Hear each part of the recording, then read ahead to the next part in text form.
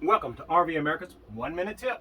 This week we're going to discuss batteries, and if your battery is self-contained, then you won't have to worry about this, but a lot of batteries, you have to add water to it. You should check your battery water level once a month.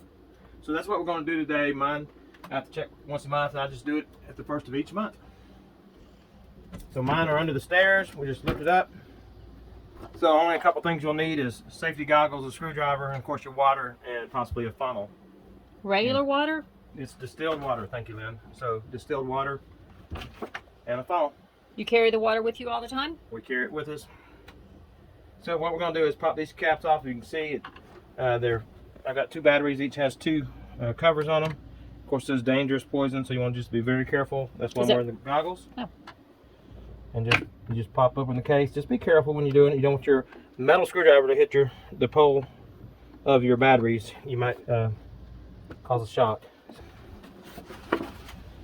Now, of course, if you don't do this, then you're going to lose the life of your battery. I'm going to put a little bit more in this one. I just like to stick a little.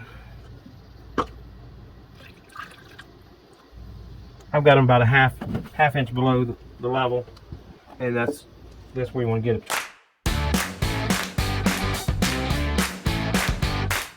He has a helper.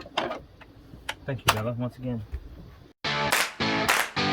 If you want to extend the life of your battery, just make sure you check that once a month. Until next time, God bless and many safe travels. And go RV America.